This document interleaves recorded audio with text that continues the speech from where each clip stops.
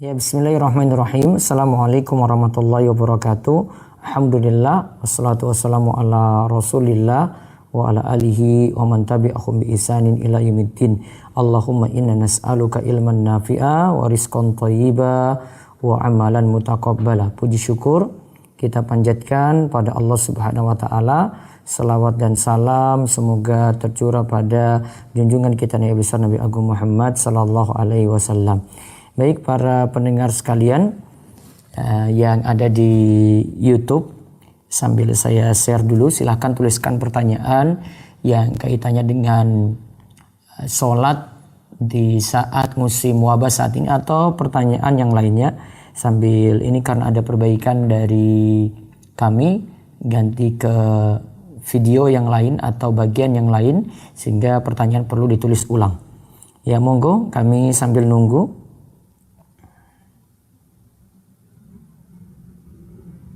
Beri waktu kami sebentar saja, 1 menit saja. Baik, kami buka.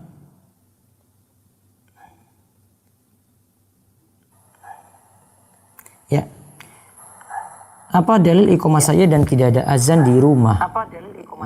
Karena namanya azan itu ada ketika sholat di masjid ya. Kan azan fungsinya itu nanti bisa lihat di kitab Bulughul Maram karya Imam Ibnu Hajar Al-Asqalani. Azan kan fungsinya untuk kumandang keluar, manggil orang dan menandakan sholat 5 waktu itu masuk. Ini untuk jamaah yang banyak, bukan individu yang ada di rumah. Sedangkan kalau di rumah kan untuk memulai sholat saja. Kalau memanggilnya jamaah dan menandakan waktu sholat, ya cukup dengan azan. Itu dilakukan di masjid. Maka kalau musim wabah saat ini azan tetap berkumandang namun di masjid, dan nanti muazin tutup dengan shollu fi buyutikum sebagaimana anjuran dari Imam Nawawi. Bisa juga menggantikan lafaz hayya 'alas shalah. Namun yang paling bagus adalah dia cukupkan dengan azan seperti biasa kemudian ditutup dengan shollu fi buyutikum. Nah, jadi di rumah tidak azan lagi namun cukup iqamah saja. Apakah wudhu kita batal pada saat kita bersenggolan dengan suami? Apakah wudhu kita batal saat di tempat keramaian kita bersenggolan dengan laki-laki lain, baik disengaja atau tidak? Ini tentang masalah bersentuhan antara lawan jenis, itu apakah membatalkan wudhu ataukah tidak? Membatalkan wudhu ataukah tidak? Para ulama beda pendapat. Ada yang menyatakan batal secara mutlak gitu kalau bersentuhan, seperti mazhab Syafi'i. Ada yang menyatakan kalau bersentuhan dengan lawan jenis tidak batal sama sekali. Ada yang merinci batal jika dengan syahwat. Kami sendiri masih cenderung pada pendapat bersentuhan dengan lawan jenis tidak membatalkan wudhu. Di antara dalilnya Nabi SAW pernah ketika sholat malam beliau duduk. Ya, saat sholat malam beliau sujud. Aisyah lagi cari-cari Nabi SAW. Cari-cari posisi beliau itu di mana, ternyata bersentuhan dengan Aisyah menyentuh tumit Nabi Shallallahu Alaihi Wasallam. Ketika menyentuh tumit, Nabi SAW tetap lanjut sholat. Seandainya wudhu batal saat itu, harusnya Nabi hentikan sholat, kemudian ulangi wudhu lagi, kemudian ya ulangi sholat lagi dari awal. Namun tidak. Adapun dalil tentang Surat Al-Maidah ayat 6. Aula mastumun nisa. Para ulama ada beda pendapat dalam menafsirkan ayat ini. Ya, ada beda pendapat dalam menafsirkan ayat ini. Ada yang menafsirkan lamastumun nisa itu bersentuhan dengan lawan jenis. Bersentuhan secara mutlak batal. Ada yang katakan bahwasanya maksudnya di situ adalah lamastumun nisa, maknanya itu adalah jima. Bersentuhan biasa tidak masuk dalam penafsiran ayat tersebut. Padahal ini lagi membicarakan tentang pembatal wudhu. Sehingga yang tepat, ya wudhu batal ya, kalau dengan jima. Namun jima bukan hanya wudhu batal, namun diperintahkan untuk mandi. Sedangkan kalau bersentuhan biasa tidak membatalkan wudhu. Ustaz, apakah kita boleh pelajari kitab At-Ta'ifatul Mansura, dan siapakah Salman Al-Auda. Salman Al-Auda banyak dikritisi oleh para ulama, terutama tentang masalah penyikapan dia pada pemerintah ya, dan dia pendukung harokah ya, dekat pada Ikhwanul Muslimin lah. Jadi saran saya timbang-timbang untuk pelajari bukunya tidak bagus dari sisi manhaj, dan para ulama kritisi, sehingga waspada untuk pelajari buku-bukunya. Terus sewaktu kecil ana pernah mencuri buku dari anak kos. Sekarang kontak anak kos ini telah hilang. Bukunya masih saya pegang sebagai pengingat. Apa yang harus saya lakukan untuk menebusnya, Ustadz? Kembalikan susah, mungkin sedekahkan saja atas namakan anak kos tadi. Taruh mungkin di masjid yang biasanya koleksi buku seperti ini. Bisa juga nyumbang kepada pesantren ya, dan diniatkan atas nama dia. Mudah-mudahan jadi pahala untuk dia dan kesalahan kita juga dimaafkan. Ustaz, apabila kami sholat di rumah dan saya mengimami, posisinya adik dan ibu sebagai makmum, apakah masih disunahkan untuk membalikkan badan? Adik dan ibu sebagai makmum. Kalau posisinya ada makmum di belakang, tetap setelah salam imam itu dianjurkan untuk menghadap makmum. Kalau posisinya makmum di belakang, berarti balik ke belakang untuk menghadap makmum tersebut. Ustaz, ana minta kajian buat anak tiap hari di live-kan di YouTube dong. Ya, ini saya usahakan ya. Ini masalah alat saja.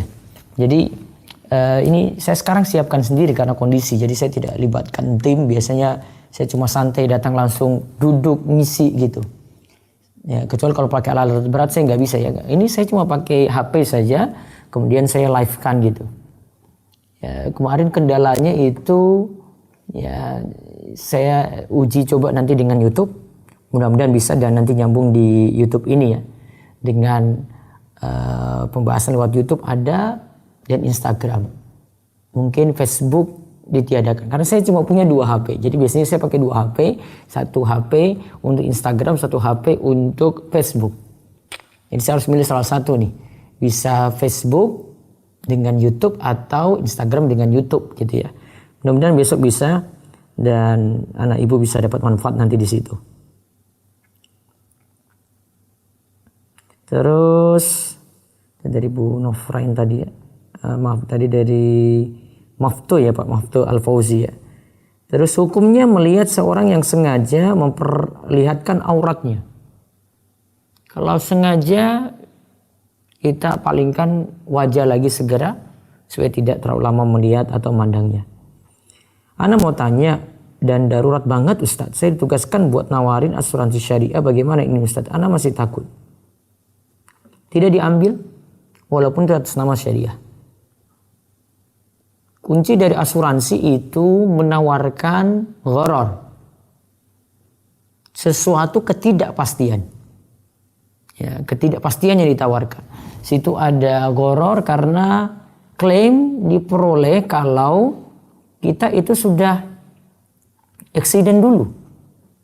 Eksidennya kapan? Tidak bisa dipastikan. Nah, itu makanya gharar. Apa kalau sudah setor tiap kali gitu, preminya dibayarkan tiap tahun atau tiap bulan, kita pasti dapat klaim atau dapat ganti rugi? Juga tidak. Maka ada masalah di situ. Itu baru sisi gorornya. Ribanya ada karena orang yang terima asuransi pasti dapatkan lebih. Termasuk kalau lihat pada cek pada asuransi syariah juga. Termasuk juga di sini itu ribanya zalim karena mengambil harta orang lain dengan jalan yang tidak benar.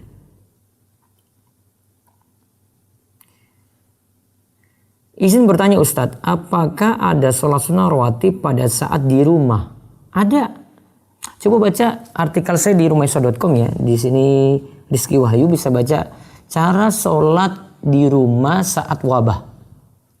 Nanti bisa cek artikel itu, baca pensyariatan sholat sunnah rawatib, bisa milih dari hadis Ibnu Umar ya 10 rakaat dalam sehari, dari hadis Aisyah dan Ummu Habibah 12 rakaat dalam sehari. Apakah sering kentut setelah wudhu sebelum sholat adalah termasuk was-was? Kalau ini penyakit berobat. Kalau ini was-was, was-was ini tidak dipedulikan. Kalau ini penyakit berarti dia cukup wudhu setiap kali mau sholat, segera sholat ketika itu, tidak ada jeda yang lama. Namun kalau ini bukan penyakit, nah ini was-was. Ya, was-was tidak selamanya harus dipedulikan, terus diperhatikan, terus tidak. Kalau di kantor ada musola semenjak adanya semi lockdown pada karyawan yang biasanya sholat di masjid, kini sholat di musola kantor berjamaah. Apakah perlu azan juga atau tidak? Kalau amannya sih tidak berjamaah untuk saat ini, untuk kondisi ya sendiri-sendiri. Saya tidak sarankan juga dibuat jarak 1 meter gitu. Sehingga saran saya cukup azan, sholat di ruangan masing-masing. Karena wabah corona ini rentan sekali kalau ada pertemuan banyak orang. Alasannya gini, kita kan tidak mau kalau akhirnya kita menuduh sholat berjamaahnya atau masjidnya atau musolanya itu yang menyebarkan virus kan. Maka kita cegah ini. Cegahnya gimana? Ya, cukup lakukan sholat ini sendiri-sendiri, lebih aman daripada berkumpul berjamaah walaupun dengan jarak 1 meter. Resikonya berat. Mendingan kita milih untuk selamat dari kematian daripada milih tidak berjamaah. Ya. Maaf, daripada milih berjamaah. Lebih milih selamat dari kematian. Darul mafasid muqaddam ala jalil masalih. Mendahulukan ya untuk kita selamat dari mudarat lebih dahulukan daripada jalil masalih, dapat keuntungan sholat berjamaah. Jadi timbang-timbang seperti itu. Kalau di kantor sudah tadi, lebih baik mengajar anak-anak yang orang tuanya belum sunnah, bahkan ada yang belum berhijab, atau anak-anak yang orang tuanya sudah mengikuti sunnah. Tergantung di sini ya, keilmuan kita bagaimana ya. Kalau keilmuan kita itu kita mumpuni untuk mengajarkan orang awam sekaligus, ada situ juga orang tuanya belum berjilbab, ya bisa pengaruh pada semuanya. Ya, ambil yang banyak manfaatnya. Khairun nasi kan anfa'um linnas, kata Nabi SAW. Sebaik-baik manusia yang beri banyak manfaat pada orang lain. Ustaz, bagaimana jika dalam perjalanan ke masjid kita melihat wanita tidak menutup aurat, apakah wudhu kita batal? Tidak. Melihat wanita saja yang tidak menutup aurat tidak membatalkan wudhu. Tidak ada dalil yang menyatakan wudhunya itu batal. Jadi ini Samtiah. Ustaz, bagaimana bacaan zikir yang singkat setelah sholat? Soalnya waktu istirahat di tempat kerja hanya sebentar, tidak memungkinkan untuk zikir yang panjang. Bagaimana bacaan zikir yang singkat setelah sholat? Soalnya waktu istirahat di tempat kerja hanya sebentar, tidak memungkinkan untuk zikir yang panjang. Ya sudah, zikir secukupnya ya. Kadar cukupnya itu biar kita tidak rugi banget. Setelah salam baca astagfirullah 3 kali. Kemudian Allahumma antas salam minkas salam tabarakta ya zal jalali wal ikram. Terus, apakah hukumnya bilang tidak ada uang saat ada saudara yang mau pinjam uang padahal aslinya kita ada, hanya saja itu uang tabungan yang diperlukan untuk suatu hal setelah terkumpul. Ya kalau memang keluarga di sini sudah ada rekam jejak jelek, ya katakan saya gini, maaf saya ada kebutuhan gitu, itu aja. Kita kan nggak bilang tidak ada uang gitu. Saya ada kebutuhan, saya punya uang, namun saya ada kebutuhan dengan uang tadi. Nah itu lebih aman. Dan sekaligus mendidik dia supaya tidak mudah pinjam uang. Karena nagih kepada keluarga lebih berat daripada nagih kepada teman, pada orang kantor gitu. Ustaz, bagaimana jika dalam perjalanan ke masjid kita melihat wanita tidak menutup aurat, apakah wudhu kita batal? Tadi sudah. Ustaz, bila kita membuang ingus, maaf, apakah membatalkan wudhu? Tidak batal ya.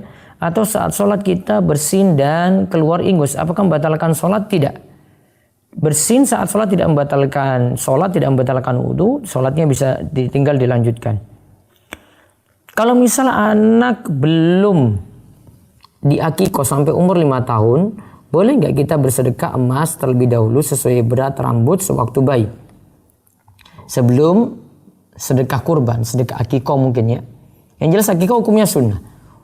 Umur 5 tahun masih bisa melaksanakan akikoh. Namun di sini yang ditanyakan, sedekah emas terlebih dahulu sesuai berat rambut. Bukan sedekah emas, namun sedekah perak. Ingat ya. Bukan sedekah emas namun sedekah perak. Itu dalil yang lebih tepat. Sedekah emas terlalu mahal juga zaman ini, bisa ya, kalau rambutnya 2 gram emas sekarang 800.000, 1.600.000. Kalau perak cuma 8.000 rupiah. Yang dimaksud sini adalah dalam hadis itu sedekah perak. Jadi timbang rambutnya itu berapa yang dulu pas kecil, kemudian sedekahkan dengan itu.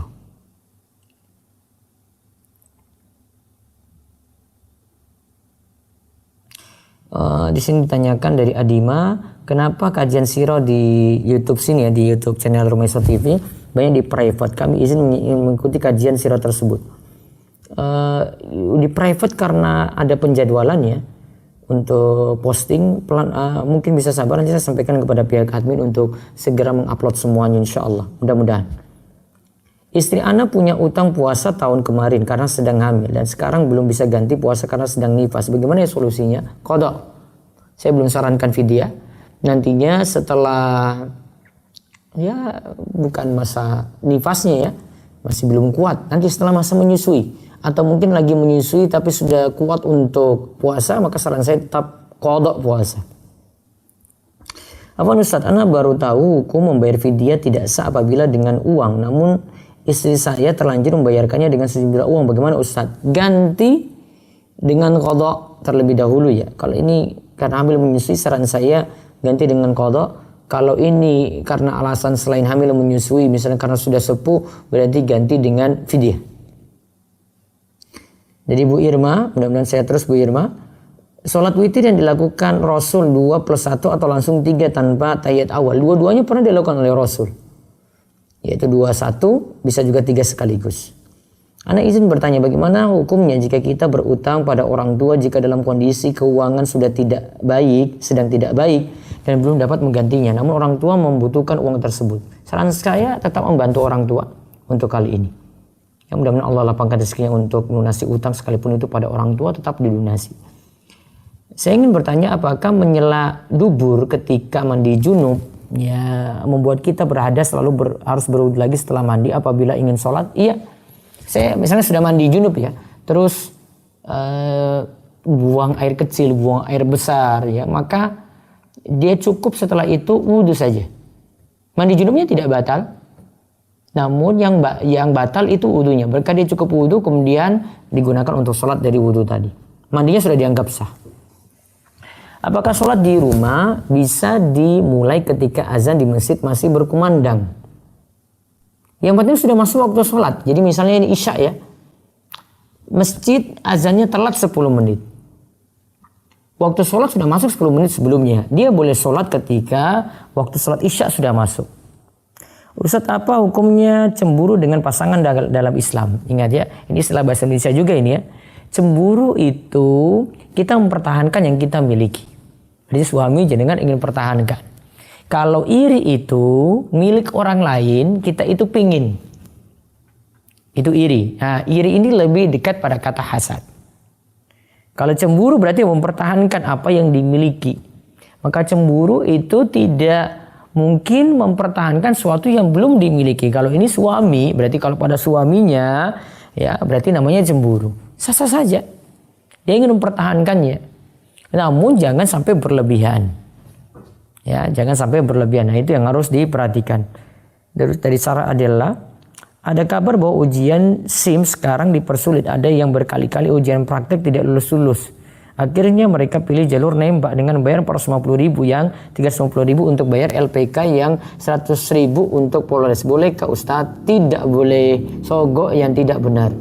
Saya sampaikan pengalaman saya saja. Saya tes pernah buat SIM. Biayanya 100.000 di zaman saya dulu. Saya nggak tahu sekarang berubah harga atau tidak. Awal daftar, setor uang dulu di bank, kemudian lakukan tes. Tes drive, saya lolos. Motor ya, angka 8 saya lolos juga. Udah tes drive. Namun tes tertulis, saya gagal. Gagal 2 kali. Gagal pertama, uang saya dikembalikan 100.000 tadi. Kemudian saya tes ulang lagi. Akhirnya lulus. Nah, di sini menunjukkan bahwasanya sebenarnya ini dasarnya apa? Katakan kalau tes seperti ini tidak lulus. Kalau praktek mungkin karena memang kurang ahli. Ya, banyak latihan. Ya, jangan salahkan Pak polisinya bilang gitu sulit, sebenarnya tidak sulit. Banyak yang lulus kok, buktinya banyak yang punya SIM juga dengan jalur normal. Maka saran saya ini bukan darurat untuk cara nyogok seperti itu. Kalau sudah terlanjur, ya mudah-mudahan bisa tes ulang lagi. Ya, katakan saja kalau SIM-nya bermasalah, kemudian tes ulang lagi SIM, dapat SIM yang baru lagi. Allahu a'lam. Saat mau tanya, apa boleh jika seorang kakak perempuan nawarin kerokan ke suami saya yang sedang sakit, hukumnya ada atau tidak dalam Islam? Kakak perempuan nawarin pada ipar rawan. Ya. Ini baiknya tidak dilakukan. Nabi SAW sampai katakan, alhamu al-maut. Ipar itu maut. Ya. Masih ada waktu 5 menit lagi ya. Terus, Ustadz, adakah doa agar dimudahkan untuk dibayar utangnya? Bisa cari di rumahisa.com, Bu Sherly. Di rumahisa.com itu ada artikel doa untuk lunasi utang. Saya bahkan punya buku 52 mengatasi problem hidup. Coba nanti cari di toko Ruwaifi di 0852 00 171 23 kali. 0852 00 171 222. Cari buku 52 mengatasi problem hidup, itu ada doa-doa untuk mengatasi utang. Amalkan itu. Dan di buku saya juga pembuka pintu rizki. Nah, itu ada amalan-amalan untuk rizkinya dibukakan supaya utangnya juga lunas. Saya menulis itu atas dasar ini, atas dasar orang-orang yang punya masalah utang itu biar cepat lunas. Ustadz, bila kita sholat subuh berjamaah dan pada tahiyat imam duduk tawarruk, apakah kita sebagai makmum afdhalnya mengikuti imam atau tetap duduk iftirash? Kalau Anda tanya saya dulu, sholat subuh itu duduknya tawarruk atau iftirash, saya milih tawarruk. Jadi Anda salah bertanya pada saya gitu. Saya suruh milih tawarruk, kaki keluar. Kenapa? Karena tahiyat akhir itu butuh duduk yang lama. Tawarruk itu lebih enak duduknya daripada iftirash. Ya. Dan ini pendapat dalam mazhab Syafi'i, beda dengan mazhab Hambali. Kalau saudara milih ini malah lebih tentram dari sisi tidak banyak bertentangan dengan sholat yang dilakukan oleh masyarakat. Jadi timbang-timbang lagi baik-baik, ya bisa baca tulisan kami di rumaiso.com. Idul Fitri kemarin saya dan suami juga anak mudik, lalu suami saya sakit gitu ceritanya. Saya sempat marah dan bertengkar waktu itu dengan kakak perempuan suami saya. Nah, ini kakak perempuannya ini yang belum paham agama kali ya, nggak tahu aturan-aturan seperti ini. Coba pahamkan dia agama. Sholat syuruk tetap di tempat hingga waktu syuruk tiba. Yang dimaksud apakah sebatas tempat kita sholat saja atau seluas masjid? Sebatas tempat kita sholat saja. Termasuk yang melakukan sholat syuruk di rumah, ya masih dibolehkan sebagaimana fatwa dari Syekh Abdul Aziz bin Baz. Saat bagaimana cara menghadapi orang tua yang keras kepala jika diberitahu padahal sudah diomongi dengan lemah lembut? Antum juga saya dapat katakan dapat keras kepala. Ya, karena tidak mau sabar hadapi orang tua. Selesai saya sabar, terus nasihati orang tua dengan cara yang baik.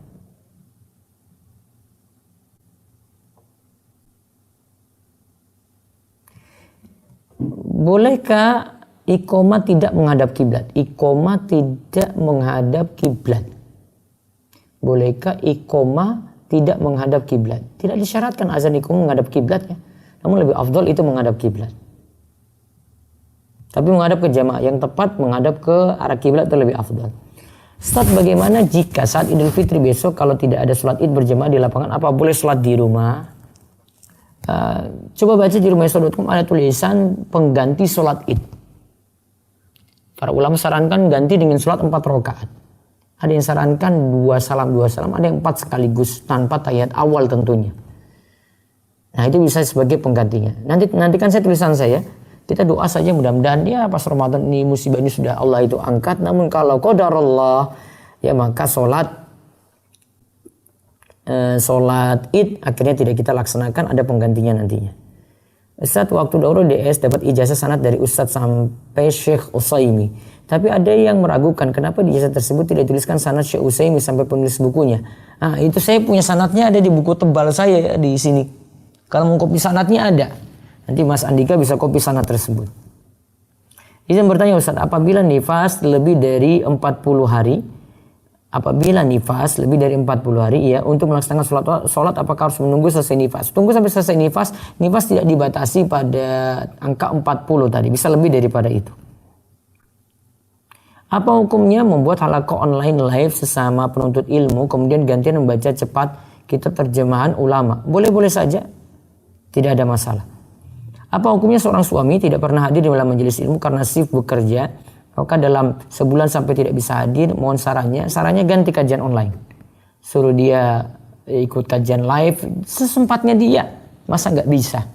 Bekerja saja kita bisa luangkan seperti itu. Makan saja kita bisa sampai tempat-tempat yang jauh untuk kuliner. Rekreasi saja bisa sampai tempat-tempat jauh. Masa waktu dalam seminggu tidak ada waktu untuk belajar sama sekali? Bagaimana jika di masjid tempat saya masih melaksanakan sholat berjamaah padahal daerah tersebut masuk zona merah? Apa yang dapat dilakukan? Sholat di rumah saja. Hukum belanja menggunakan ShopeePay pay later. Kita tidak terima uang tapi kita terima barang yang biayanya dibayarkan pihak Shopee. Dan kita bayar setiap awal bulan dengan biaya yang sama sesuai dengan yang dipinjamkan. Berarti jenengan utang, dibolehkan kalau tidak ada riba di dalamnya. Dan tidak ada masalah lain di dalamnya. Kemudian, jika tidak khusyuk dalam sholat, apakah wajib diulangi? Tidak, khusyuk itu cuma sunnah sholat ya. Kecuali sholatnya tidak ada khusyuk sama sekali. Kemudian, bolehkah membunuh hewan dengan gas beracun Ustadz? Kalau darurat saja, mengganggu. Kemudian yang terakhir, apakah termasuk durhaka pada orang tua jika kita berbeda cita-cita dengan orang tua? Misal orang tua ingin kita jadi dokter tapi kita ingin jurusan teknik. Tinggal lebih pada orang tua ya, cara ngobrol bagaimana, cara kita mengungkapkan yang kita mau itu bagaimana. Semuanya komunikasi pada orang tua. Tradisi saweran gimana? Kalau ini untuk nyanyian atau musik ini diharamkan. Wallahu a'lam. Demikian yang kami sampaikan, mudah-mudahan manfaat. Insyaallah nantikan besok lagi setiap setengah jam 8 mudah-mudahan kami bisa live lagi untuk membuka tanya jawab seperti ini. Nantikan terus, makanya beri notification di subscribe Anda di channel ini, video terbaru biar tahu infonya. Ada tanya jawab seperti ini juga, mudah-mudahan bisa dimanfaatkan. Demikian, assalamualaikum warahmatullahi wabarakatuh. Subhanakallahumma bihamdika asyhadu an la ilaha illa anta astaghfiruka wa atubu ilaik.